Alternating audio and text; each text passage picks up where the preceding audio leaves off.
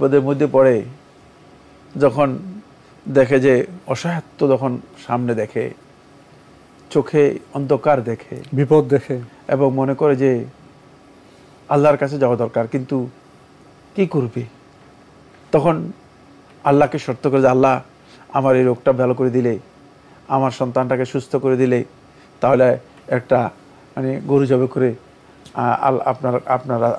আপনার সন্তুষ্টির জন্য দিয়ে দিব। ধন্যবাদ এই ভাইকে, আপনি 3টি প্রশ্ন করেছেন, খুবই গুরুত্বপূর্ণ।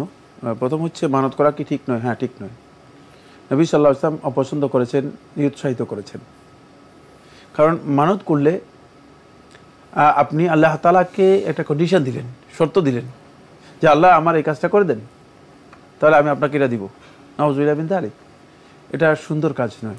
আল্লাহর যে মর্যাদা, তার সাথে আল্লাহ তাআলার সম্মান মর্যাদা, এবং আল্লাহ তাআলাকে বান্দা তো এমনিই দিবে, বান্দা তো আল্লাহর সন্তুষ্টির জন্য এমনি দান করবে, আল্লাহর জন্য এমনি খরচ করবে, কিন্তু বান্দা শর্ত করে আল্লাহ তাআলাকে দান করবে, এটা কোনোভাবেই যায় না।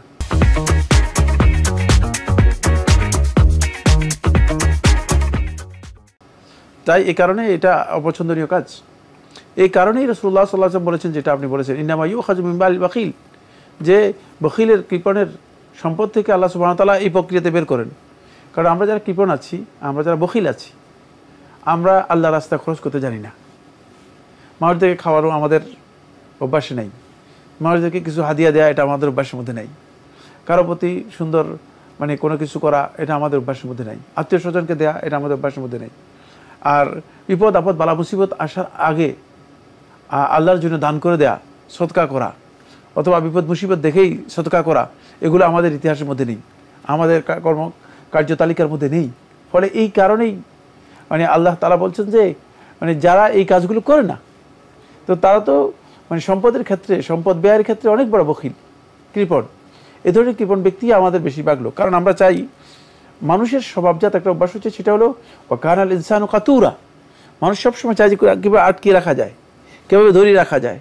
তিনি শুধু ব্যাংকের ব্যালেন্সটা দেখেন, ব্যাংকের মধ্যে কত আছে, তারপরে ঘরে গিয়ে হয়তো ড্রয়ার অথবা তার আলমিরার মধ্যে দেখেন যে এখানে কত আছে, রেখে এরপর আবার গনে আবার সুন্দর করে রেখে দেন, খরচও করতে চান। এমনকি এমন লোকও আছে যে নিজের জন্য খরচ করে না, সন্তান সন্ততি স্ত্রীদের জন্য খরচ করে না, নিজেকেও কষ্ট দেয়। সুতরাং এই বখিল ব্যক্তি থেকে আল্লাহ তাআলা কীভাবে বের করবেন? কিন্তু এই সম্পদ তো তার কাছ থেকে কিছু বের করা হবে। ফলে এই প্রক্রিয়া হচ্ছে এই যে আল্লাহ সুবহানাহু ওয়া তাআলা বান্দাকে বালা মুসিবত বিপদ আপদে ফেলে দেন।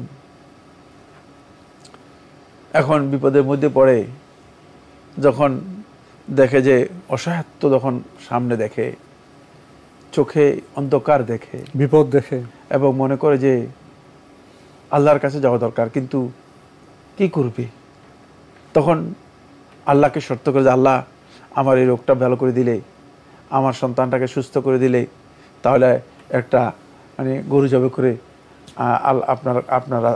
আপনার সন্তুষ্টির জন্য দিয়ে দিব। এই কাজটা আগে করতে পারে নাই। ওই বখিলের মাল থেকে, কৃপণের মাল থেকে এইভাবে আল্লাহ তাআলা কি করেছেন, বের করে দিয়েছেন। এই জন্য এটা অপছন্দের, রাসূল সাল্লাল্লাহু আলাইহি ওয়াসাল্লাম অপছন্দ করেছেন। কোনোভাবেই ইমানদার ব্যক্তি বালা মুসিবত বিপদ আপদ যখনই দেখবে, যখনই কোনো সমস্যা দেখবে, তখন ইমানদার ব্যক্তি তিনি প্রথমেই আল্লাহর রাস্তা দান করবেন, বিপদ থেকে বাঁচার জন্য আল্লাহর সন্তুষ্টির জন্য দান করবেন। আল্লাহকে শর্ত করবেন না, আল্লাহকে বলবেন না যে আল্লাহ এই শর্তে আপনাকে দিলাম, এটা ইমানদার ব্যক্তির কাজ নয়। যদি সেটা করতে পারেন, তাহলে মান্নত আপনি কি করলেন, মান্নত ছাড়াই আপনি দান করলেন, সেটা আপনার জন্য উত্তম। এরপরে আপনি যে প্রশ্নটি করেছেন গলত, সেটা হলো এই যে মান্নত এটা যদি কেউ করে থাকে, তাহলে তার জন্য কি পালন করা উত্তম না, বা পালন করা তার উপর ওয়াজিব। ওয়াল ইউফু নুযুরাহুম, আর আপনি তাদেরকে বলে দিন তারা যেন তাদের মানত সমূহ পূর্ণ করে। যেই ব্যক্তি মান্নত করবে, সেটা যদি হারাম কিছু না হয়, এবং সেই মান্নত যদি পূরণ করার তার সক্ষমতা থাকে, তাহলে তার উপর ওয়াজিব হচ্ছে তিনি মানত অবশ্যই পূরণ করবে। এটা উত্তম নয়।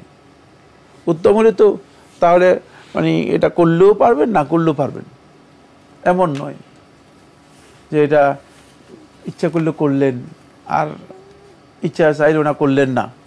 কারণ আল্লাহর সাথে সত্য করেছেন যে বিষয়টি, সেটা আল্লাহর হকে পরিণত হয়ে গিয়েছে, যেহেতু আপনি সত্য করেছেন আল্লাহ তাআলা। সুতরাং সেই ক্ষেত্রে যখন আপনার ওই শর্ত পূরণ হবে, আপনি যেই কারণে আল্লাহর কাছে এই শর্ত করেছেন সেটা যখন পূর্ণ হবে, তখন এই মান্যতটা আপনার আদায় করে দেওয়া আপনার উপর ওয়াজিব, উত্তম বা সুন্নত।